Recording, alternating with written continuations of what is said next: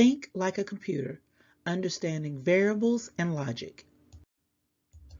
Websites and games seem different, but they work the same behind the scenes.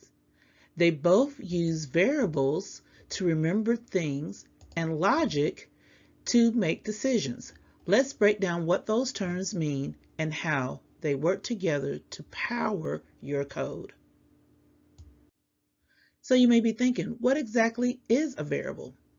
A variable is like a container. It stores information about your program that it needs to remember. You give it a name and assign it value. That value can change while the program runs. In web development, variables might store a username, quiz score, or whether a checkbox is selected.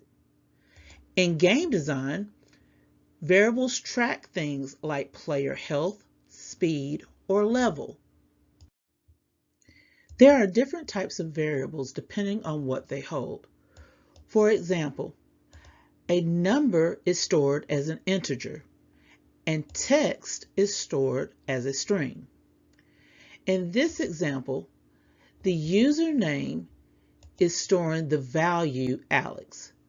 This could be used to greet the user by name after they log in. Below that, we see quiz score is storing the number 92. That might be the user's score on a quiz or a challenge. In this game example, the variable for health is set to 100.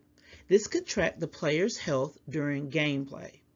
Before that, level name is storing the text desert run, which might be the name of the level the player is currently on. So what exactly is logic? Logic tells your program what to do. It uses conditions like if and else to tell what happens next, or if the condition is met or not. For example, if a user's password is correct, then the dashboard will let the player in. If the user's health is at 0, then the user will receive a game over screen. Now let's look at how variables and logic work together to make a program do something useful. We have a variable, then a condition, and then the result. In a game, imagine that you have a score variable that increases as the player earns a point. If the score goes above 100, then the game moves to the next level. So the logic sounds like if score is greater than 100, then level up to the next level.